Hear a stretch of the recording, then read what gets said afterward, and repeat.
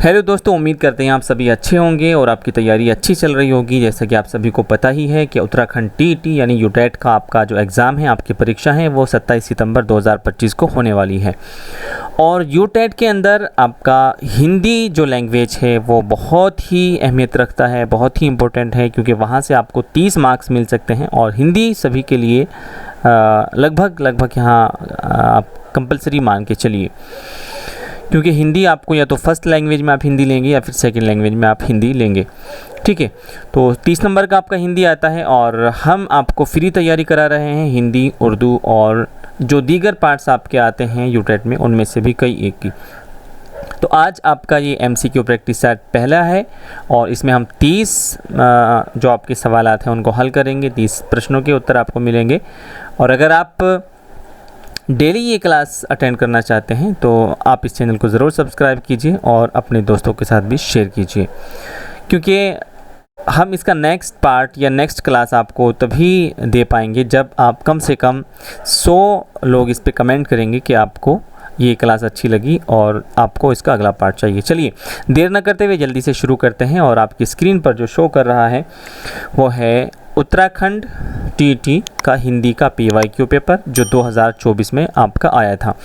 देखिए, अगर आप जो पिछले वाले क्वेश्चन पेपर हैं उनको सोल्व कर लेते हैं तो कम से कम यहाँ से 15 से 20 नंबर आपके हो जाते हैं। ठीक है, आगे के जो 10 से 15 नंबर हैं उनके लिए आप पढ़ सकते हैं, लेकिन PYQ आपके लिए सोल्व करना बहुत ज़रूरी है। इससे बहुत बेनिफिट आपको होता है। और मैंने भी खुद जब अपना यूटेट का एग्ज़ाम पास किया था तो यही काम मैंने किया था कि सबसे पहले मैंने जो PYQs थे उनको सोल्व किया था। चलिए 30 सवाल आपके होंगे, आधा घंटा हम लेंगे आपका, आधे घंटे से भी कम में 30 सवाल आपके हो जाएंगे। चलिए शुरू करते हैं। तो सवाल नंबर 31 आपके पास जो है उसमें पूछा गया है कि साहित्यिक विमर्श में सम्मिलित नहीं है, यानी कि इन ऑप्शन में से एक ऑप्शन ऐसा है जो साहित्यिक विमर्श में सम्मिलित नहीं है। ऑप्शन ए आपके पास है दलित विमर्श, ऑप्शन बी है स्त्री विमर्श, ऑप्शन सी है आदिवासी विमर्श और ऑप्शन डी है विदेशी विमर्श। जी जल्दी से कमेंट करके बताइए कौन सा उत्तर इसका सही हो जाएगा। चलिए सवाल नंबर 31 का आपका ऑप्शन नंबर डी यानी कि विदेशी विमर्श सही हो जाएगा। देखिए, जब हम साहित्य पढ़ते हैं हिंदी का तो उसमें हमें तीनों तरह के विमर्श मिल जाते हैं। ठीक है, दलित विमर्श, स्त्री विमर्श और आदिवासी विमर्श, लेकिन विदेशी विमर्श वहाँ में हमें देखने को नहीं मिलता है। तो इसका सही जवाब हो जाएगा विदेशी विमर्श। चलिए बढ़ते हैं जल्दी से अगले सवाल की तरफ। और सवाल नंबर 32 में आपसे पूछा गया है कि भाषा कक्षा के लिए उपयोगी ICT संसाधन है। भाषा कक्षा के लिए कौन सा ICT संसाधन सबसे ज़्यादा उपयुक्त है। अब ICT का फुल फॉर्म आपको पता ही होगा, इंफॉर्मेशन कम्युनिकेशन टेक्नोलॉजी। ठीक है, चलिए ऑप्शन ए में आपके पास है ऑडियो बुक्स, ऑप्शन बी में आपके पास है डिजिटल लाइब्रेरी, ऑप्शन सी में आपके पास है यूट्यूब और ऑप्शन डी में आपके पास है उपर्युक्त सभी। देखिए, अगर हम ICT का यूज़ क्लास में करते हैं बच्चों को भाषा सिखाने के लिए तो ये तीनों के तीनों बहुत अहमियत रखते हैं और बहुत ज़्यादा इम्पोर्टेंट हो जाते हैं। तो इसका सही उत्तर हो जाएगा ऑप्शन नंबर डी यानी उपर्युक्त सभी। चलिए सवाल नंबर 33 में आपसे पूछा गया है कि कक्षा कक्ष में उपयोग की जानी चाहिए। कक्षा कक्ष में कौन सी भाषा उपयोग की जानी चाहिए, सवाल नंबर 33 में आपसे पूछा है। ए में क्या दिया गया है, मानक भाषा, बी में है सामान्य भाषा और सी में है क्लिष्ट भाषा और डी में है विशिष्ट भाषा। देखिए, इस तरह के जो सवाल होंगे उसमें आप एलिमिनेशन मेथड अपनाएंगे। कैसे, मतलब आप क्रॉस करते चले जाएंगे, कौन सा नहीं हो सकता। देखिए, विशिष्ट भाषा या क्लिष्ट भाषा या सामान्य भाषा, बताइए कौन सा इनमें से होगा। जी, तो सवाल नंबर 33 का जो बेस्ट ऑप्शन हो जाएगा वो हो जाएगा ऑप्शन नंबर ए यानी कि मानक भाषा। सामान्य भाषा आप नहीं अपनाएंगे क्योंकि आप भाषा की क्लास में हैं। ठीक है, तो ये नहीं करेंगे। क्लिष्ट भाषा तो आप बिल्कुल नहीं अपनाएंगे और विशिष्ट भाषा वहाँ ज़रूरत नहीं है क्योंकि आपको मानक भाषा ही वहाँ पर यूज़ करनी है जिससे बच्चे भाषा सीख सकें। चलिए अगले सवाल की तरफ बढ़ते हैं। सवाल नंबर 34 में आपसे पूछा गया है कि आत्मीयता युक्त होगा, यानी कि जो नीचे आपके पास ऑप्शन है उनमें से सबसे ज़्यादा आत्मीयता किस में होगी। ए में आपके पास औपचारिक पत्र, बी में है व्यक्तिगत पत्र और सी में है व्यावसायिक पत्र और डी में है कार्यालयीय पत्र। देखिए, पूछा गया है कि जब आप किसी को पत्र लिखते हैं तो सबसे ज़्यादा आत्मीयता, आपके मन की बात और आपके दिल से निकलने वाली बात कौन से पत्र में आप लिख सकते हैं। औपचारिक पत्र तो किस में होता है यूज़, ये तो ऑफिस वगैरह में होता है, इसमें तो आप नॉर्मल भाषा का, सामान्य भाषा का यूज़ करते हैं जो ऑफिस की भाषा होती है। व्यावसायिक पत्र में आप बिजनेस से रिलेटेड बात करते हैं, और कार्यालयीय पत्र में आप जो कार्यालय की भाषा है उसी से रिलेटेड इसमें आप लैंग्वेज का यूज़ करते हैं, भाषा का प्रयोग करते हैं। तो इसका बेस्ट ऑप्शन हो जाएगा आपका 34 का, यानी कि व्यक्तिगत पत्र। क्यों? क्योंकि व्यक्तिगत पत्र जब आप किसी को लिखते हैं तो अपने दिल का हाल बयान करते हैं, सारी चीज़ें अपने दिल से बयान करते हैं उसमें। ठीक है, चलिए सवाल नंबर 35 आपके सामने है, जल्दी से बताइए क्या इसका सही जवाब होगा। पूछा क्या गया है, भाषा सीखी जाती है, तो भाषा कैसे सीखते हैं आप? अधिकरण से सीखते हैं, या अनुकरण से सीखते हैं, या फिर समीकरण से, या फिर उपर्युक्त सभी। जल्दी से इसका जवाब कमेंट बॉक्स में आप लिखिए जी। तो सवाल नंबर 35 का आपका सही जवाब हो जाएगा ऑप्शन नंबर बी, यानी कि अनुकरण से। ठीक है, तो ये तीनों गलत हो जाएंगे और सवाल नंबर ऑप्शन बी आपका सही हो जाएगा। क्यों? क्योंकि आपने देखा होगा जब छोटे बच्चे भी भाषा सीखते हैं तो क्या करते हैं, वो अपने बड़ों का अनुकरण करते हैं, उनको बोलते हुए देखते हैं, और वहीं से ही वो क्या सीखते हैं, वहीं से ही वो भाषा को सीखते हैं। चलिए अगला सवाल आपकी स्क्रीन पर और आपसे पूछा जा रहा है सवाल नंबर 36 में कि समास का शाब्दिक अर्थ क्या है। समास का शाब्दिक अर्थ क्या है? आपके पास ऑप्शन 4 हैं, एक है संदेह, बी है संवेग, और सी है संक्षेप, और डी है संदेश। जल्दी से बताइए कौन सा जवाब सबसे ज़्यादा सही हो जाएगा। जी चलिए, तो सवाल नंबर 36 का आपका ऑप्शन नंबर सी सही हो जाएगा, यानी कि संक्षेप। ठीक है, समास की जब भी बात आती है तो वहाँ क्या करते हैं, हम संक्षेप से काम लेते हैं। चलिए अगला सवाल आपकी स्क्रीन पर और आपसे पूछा गया है कि शुद्ध कथन चुनिए। आपके पास 4 कथन दिए गए हैं और आपको इनमें से ये ढूंढ के बताना है कि शुद्ध कौन सा कथन है। ठीक है, आपको ढूंढना है कि इनमें से शुद्ध कथन कौन सा है। जी हम थोड़ा सा बड़ा कर देते हैं आपकी आसानी के लिए, ताकि आपको समझने में कोई दिक्कत ना हो। जी तो सवाल नंबर 37 में आपसे पूछा गया कि शुद्ध कथन बताइए। ऑप्शन ए में है आपका सभी संज्ञा सर्वमान्य होती है, सर्वनाम होती हैं। बी में है सभी क्रियाएं विशेषण होती हैं, ये तो गलत है। और सी में आपका है सभी क्रिया विशेषण अव्यय होते हैं, और डी में है उपयुक्त सभी। जी जल्दी से कमेंट करके बताइए इसका सही उत्तर क्या हो जाएगा। जी अब ठीक, अब दिख रहा है ना सही। चलिए हाँ, तो इसका सही जवाब हो जाएगा सवाल नंबर 37 का ऑप्शन नंबर सी। ठीक है, ऑप्शन नंबर सी इसका बिल्कुल सही जवाब हो जाएगा कि सभी क्रिया विशेषण अव्यय होते हैं। ठीक है, चलिए आगे चलते हैं। आपकी स्क्रीन पर है अगला प्रश्न, और प्रश्न नंबर 38 में आपसे पूछा गया है कि सार्वनामिक एक प्रकार है। सार्वनामिक किसका एक प्रकार है? आपके पास ऑप्शन ए में है संज्ञा का, और बी में है सर्वनाम का, और सी में है विशेषण का, और डी में है क्रिया का। तो जल्दी से आप कमेंट करके बताइए कि इसका क्या ऑप्शन सही हो जाएगा। जी चलिए, तो विभाग ने जो इसका आंसर दिया है वो दिया है ऑप्शन नंबर सी, यानी कि विशेषण। ठीक है, चलिए अब देखिए मैं आपको बता दूं, इसमें कुछ क्वेश्चन हमें ऐसे भी लगे थे जिनका विभागीय उत्तर कुंजी में आंसर की में हमें थोड़ा सा डाउट लगा था, उसको हम साथ साथ क्लियर करते चलेंगे। चलिए सवाल नंबर 39 आपकी स्क्रीन पर है। आपसे पूछा गया है कि समतामूलक अलंकार समूह है। समतामूलक अलंकार समूह कौन सा है? आपके पास ऑप्शन 4 हैं। ए उपमा, उत्प्रेक्षा और साम्य। बी में क्या है? उत्प्रेक्षा, रूपक और यमक। सी में क्या है? उपमा, उत्प्रेक्षा, रूपक। और डी में है आपका श्लेष, यमक और रूपक। जल्दी से बताइए इसका सही ऑप्शन क्या हो जाएगा। जी चलिए यहाँ पे भी इसका साथियों सही ऑप्शन हो जाएगा ऑप्शन नंबर सी, यानी कि उपमा, उत्प्रेक्षा और रूपक। और ये विभाग की जो आप उत्तर कुंजी देखेंगे, विभाग ने यही इसका सही उत्तर दिया है। ठीक है, चलिए सवाल नंबर 40 पर पहुंचते हैं और देखते हैं क्या पूछता है आपसे। तो सवाल नंबर 40 आपसे पूछ रहा है कि शिक्षण की संप्रेषणीयता को बढ़ाता है। इनमें से कौन सा ऐसा ऑप्शन है जो शिक्षण की संप्रेषणीयता को बढ़ाता है? ठीक है, ऑप्शन ए में आपके पास विषय वस्तु का ज्ञान, ऑप्शन डी में आपके पास है अंग्रेजी भाषा का ज्ञान, ऑप्शन सी में आपके पास है स्थानीय भाषा का ज्ञान, और ऑप्शन डी में आपके पास है अन्य विषय का ज्ञान। जल्दी से बताइए। जी तो ऑप्शन सी का सही ऑप्शन यहाँ जान लीजिए आप, हो जाएगा option number C, option number C बिल्कुल सही हो जाएगा। और अब आप ये देख लीजिए कि क्यों हो जाएगा। देखिए, विषय वस्तु का ज्ञान तो ठीक है अगर आपके पास है, लेकिन संप्रेषणीयता यानी कि कितना आप संप्रेषित कर पाते हैं अपने शिक्षण को, इस पर डिपेंड नहीं करता है। अंग्रेज़ी भाषा का ज्ञान ये तो ज़रूरी नहीं है क्योंकि बात हिंदी की हो रही है। उसके बाद जो अन्य विषय का ज्ञान है वो भी ज़रूरी नहीं है आपके पास, क्योंकि यहाँ पे बात जिस सब्जेक्ट की हो रही है हम उसी से रिलेटेड बात करेंगे। जी हाँ, तो ऑप्शन सी में है स्थानीय भाषा का ज्ञान। ये इसलिए आपका सही हो जाएगा क्योंकि जहाँ आप शिक्षण कार्य करेंगे वहाँ स्थानीय बच्चे होंगे, और जब तक आप उनको उनकी स्थानीय भाषा में नहीं समझाएंगे तो वो समझ नहीं पाएंगे। तो इसलिए option number C best option हो जाएगा कि स्थानीय भाषा का ज्ञान। चलिए, सवाल नंबर 41 आपकी स्क्रीन पर है और आपसे पूछा जा रहा है कि किस प्रकार के प्रश्न बच्चों की भाषागत रचनात्मकता का आकलन करने में सर्वाधिक रूप से उपयुक्त होंगे। ठीक है, किस प्रकार के प्रश्न बच्चों की भाषागत रचनात्मकता का आकलन करने में सबसे उपयुक्त होंगे। आपके पास ऑप्शन 4 है। ए में पूछा गया है बहुविकल्पी प्रश्न, बहुविकल्पी कहते हैं एमसीक्यूज़ को, ठीक है जी।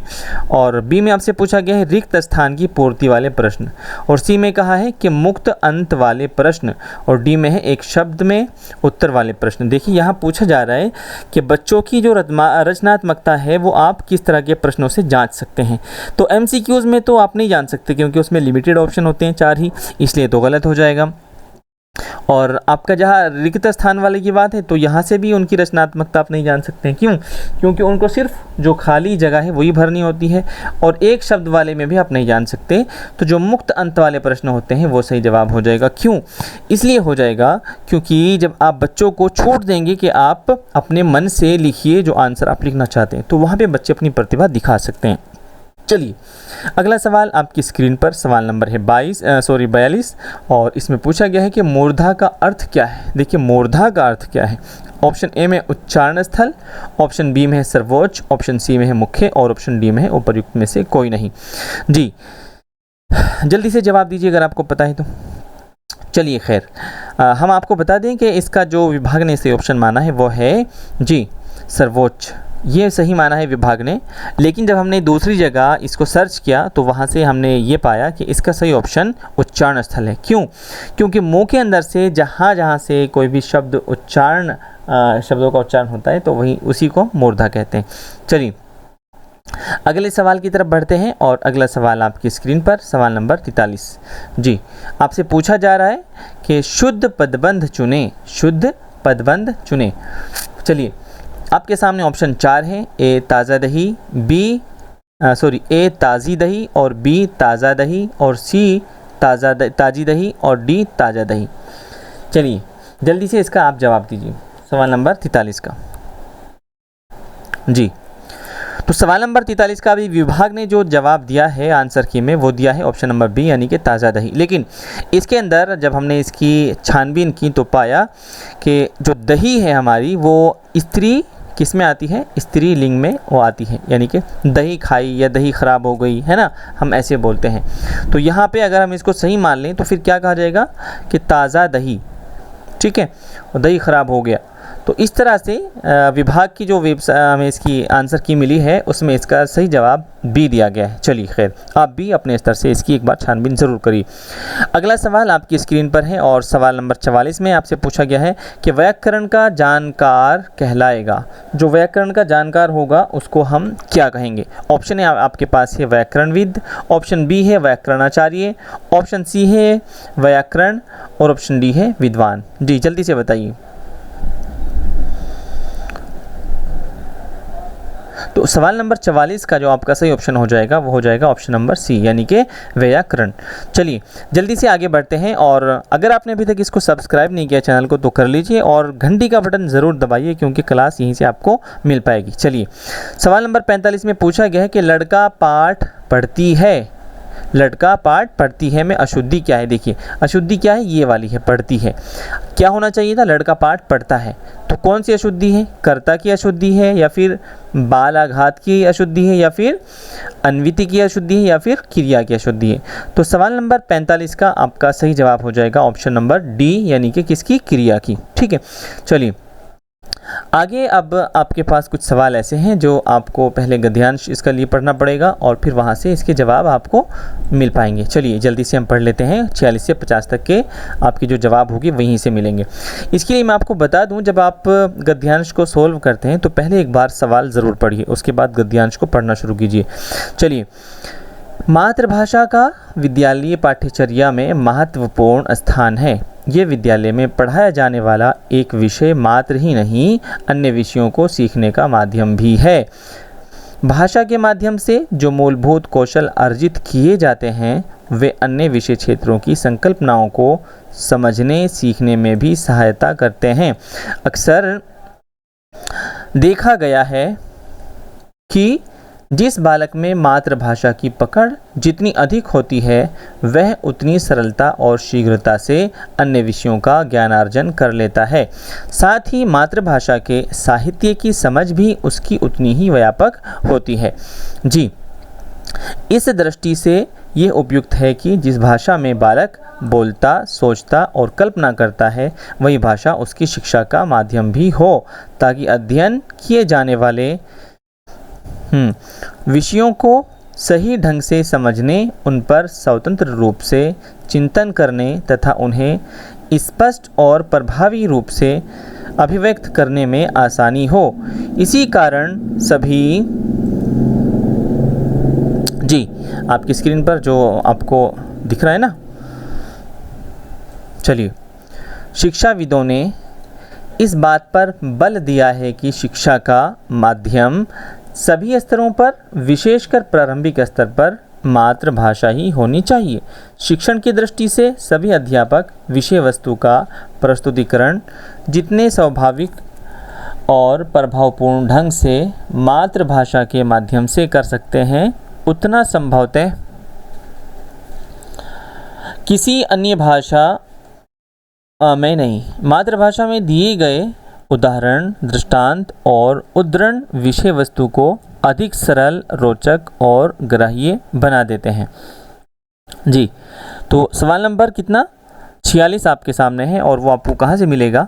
जो आपने अभी अभी गद्यांश पढ़ा है उसी में से आपको इसको ढूंढना पड़ेगा। चलिए, तो सवाल में क्या पूछा गया है कि विद्यालयों में सामान्य पाठ्य विषय आपके पास ऑप्शन 4 हैं। ए में है परस्पर स्वतंत्र है, बी पूर्णतः रोजगार आश्रित हैं और सी भाषा आश्रित हैं और डी उपर्युक्त सभी। जल्दी से बताइए, क्योंकि ये आपको मिलेंगे कहाँ से? ये आपको मिलेंगे जो गद्यांश आपने पढ़ा है वहाँ से। तो सवाल नंबर 46 का आपका जो सही जवाब हो जाएगा वो हो जाएगा भाषा आश्रित। चलिए अगले सवाल की तरफ बढ़ते हैं और सवाल नंबर 47 आपकी स्क्रीन पर आपसे पूछा जा रहा है कि विषय की रोचकता का संबंध किससे है? ऑप्शन में आपके पास ए शिक्षण माध्यम से, विषय के कठिनाई स्तर से, और सी में है शिक्षक के ज्ञान से, और डी में है विद्यालय के वातावरण से। जल्दी से आप सवाल नंबर 47 का जी जवाब दीजिए। तो यहाँ पर सवाल नंबर 47 का आपका सही जवाब हो जाएगा ऑप्शन नंबर ए, यानी कि शिक्षण माध्यम से है। ठीक है, तो क्योंकि यहाँ बात हो रही है मातृभाषा की, ठीक है, मातृभाषा की जो बात हो रही है उसमें कोई भी विषय बच्चों के लिए तब तक रोचक नहीं हो पाएगा जब तक उसका माध्यम उनकी समझ में नहीं आएगा। अब मान लीजिए आप पढ़ा रहे हैं किसी ऐसे बच्चों को जिनको सिर्फ हिंदी आती है और आपका जो शिक्षण का माध्यम है वो इंग्लिश है, तो बच्चों को समझ ही नहीं आ पाएगा कि आप उनको क्या पढ़ा रहे हैं। तो इसीलिए कोई भी आपका लेसन, कोई भी आपका पाठ उनके लिए रोचक नहीं बन पाएगा। क्यों? क्योंकि उनकी समझ में नहीं आ रहा है। तो विषय की रोचकता का जो संबंध है वो है किससे? शिक्षण माध्यम से। चलिए, इसका ऑप्शन नंबर ए सही हो जाएगा। अगले सवाल की तरफ बढ़ते हैं और सवाल नंबर 48 आपसे पूछ रहा है कि मातृभाषा का वास्तविक अभिप्राय क्या है? ऑप्शन आपके पास है ऑप्शन ए में माँ की भाषा, ऑप्शन बी में है परिवेश की भाषा, ऑप्शन सी में है राष्ट्र की भाषा और ऑप्शन डी में है माध्यम की भाषा। जल्दी से बताइए, बहुत आसान ये सवाल है। सवाल नंबर 48 यानी कि प्रश्न नंबर 48 का सही जवाब हो जाएगा परिवेश की भाषा। ठीक है, तो मातृभाषा उसी भाषा को कहते हैं जो आपकी परिवेश की भाषा हो, आपके आसपास की भाषा हो, जिसको आप समझ सकते हो, बोल सकते हो और उसमें आप सोच सकते हो। चलिए जल्दी से बढ़ते हैं अगले सवाल की तरफ। सवाल नंबर 49 आपसे पूछ रहा है कि मूलभूत भाषाई कौशल नहीं है। भाषाई कौशल में कई चीज़ें आती हैं, जैसे बोलना, लिखना, पढ़ना, ठीक है। तो ऑप्शन ए में है बोलना, ऑप्शन बी में है सुनना, ऑप्शन सी में है लिखना और ऑप्शन डी में है पढ़ना। देखिए पूछा गया है कि मूलभूत भाषाई कौशल कौन सा नहीं, तो बोलना भी है, लिखना भी है, पढ़ना भी है, सुनना नहीं है। चलिए बढ़ते हैं जल्दी से अगले सवाल की तरफ, और सवाल नंबर 50 आपकी स्क्रीन पर, जल्दी से इसका जवाब दीजिए। तो क्या पूछा जा रहा है, स्वतंत्र चिंतन के लिए सर्वाधिक उपयुक्त है। स्वतंत्र जब आप चिंतन करेंगे तो उसके लिए सबसे ज़्यादा उपयुक्त कौन सी भाषा है। ए में है राजभाषा, बी में है आपकी संपर्क भाषा, और सी में है उपभाषा, और डी में है उपर्युक्त में से कोई नहीं। जी चलिए अब देखिए पहले सवाल को समझ लीजिए, क्योंकि सवाल जब तक आप पूरा नहीं समझेंगे तब तक उसका उत्तर भी सही नहीं दे पाएंगे। तो कहा जा रहा है कि स्वतंत्र चिंतन के लिए सर्वाधिक उपयुक्त भाषा, आप अपनी मातृभाषा में ही स्वतंत्र चिंतन कर सकते हैं, क्योंकि बहुत सारी चीज़ें ऐसी हैं जो केवल आप अपनी मातृभाषा में ही सोच सकते हैं, लिख सकते हैं, पढ़ सकते हैं, ठीक है। तो इसमें ऑप्शन आपकी मातृभाषा का है नहीं बेसिकली, तो क्या हो जाएगा, ऑप्शन नंबर डी इसका सही हो जाएगा, ठीक है। चलिए अगले सवाल की तरफ जल्दी से बढ़ते हैं, और ये भी क्या है आपका 51 से 55 तक आपको क्या करना होगा, इसमें एक पद्यांश दिया गया है उसको पढ़ेंगे और वहीं से आपके सवाल लिए जाएंगे। तो पद्यांश पढ़ लेते हैं। बात सीधी थी पर एक बार भाषा के चक्कर में ज़रा टेढ़ी फंस गई, उसे पाने की कोशिश में भाषा को उल्टा पलटा, तोड़ा मरोड़ा, घुमाया फिराया कि बात या तो बने या फिर भाषा से बाहर आए, लेकिन इससे भाषा के साथ साथ बात और भी पेचीदा होती चली गई। चलिए अब आपके कुछ सवालात बचे हैं, वो इसी पद्यांश से पूछे जाएंगे जो अभी अभी आपने पढ़ी है। तो पद्यांश जब आप पढ़ते हैं उसको गौर से पढ़िए, क्योंकि आपको उसी के अकॉर्डिंग जवाब देना है। चलिए सवाल नंबर 51 में आपसे पूछा गया है कि बात और भाषा इनका आपस में क्या संबंध है। ए में आपको दिया गया साध्य और साधन है, बी में परस्पर असंबंध है, और सी में साधन और असाध्य है, और डी में उपर्युक्त सभी। जल्दी से बताइए। देखिए डी तो इसका होगा नहीं, इतना हिंट हम आपको दे रहे हैं। चलिए सवाल नंबर 51 का आपका सही ऑप्शन हो जाएगा साध्य और साधन, ठीक है। तो बात और भाषा क्या है, भाषा आपका क्या होता है, साधन होता है, और बात जो आपको कहनी है वो आपका साध्य है, ठीक है।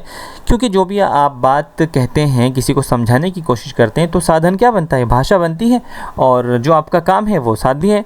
चलिए खैर सवाल नंबर 52 की तरफ बढ़ते हैं। प्रश्न नंबर 52 आपकी स्क्रीन पर आपसे पूछा जा रहा है कि अनुच्छेद में प्रयुक्त है। ऑप्शन ए में आपके पास कहावत, बी में मुहावरा, सी में किंवदंती, और डी में लोकोक्ति। जल्दी से बताइए अनुच्छेद में प्रयुक्त है। तो यहाँ पर सवाल नंबर बी का आपका हो जाएगा, सवाल नंबर 52 का आपका हो जाएगा बी, ठीक है। विभाग ने इसका बी ही ऑप्शन दिया है, इसीलिए हम भी आपको बी ही बता रहे हैं। चलिए आगे चलते हैं। आपका सवाल नंबर 53 आपकी स्क्रीन पर, और आपसे पूछा गया है कि भाषा को तोड़ने मरोड़ने से क्या होगा। ऑप्शन 4 है, ए बात बनती है, बी बात बिगड़ती है, सी बात सुधरती है, और डी बात संवरती है। जल्दी से कमेंट करके बताइए तो सवाल नंबर 53 का क्या ऑप्शन सही हो जाएगा।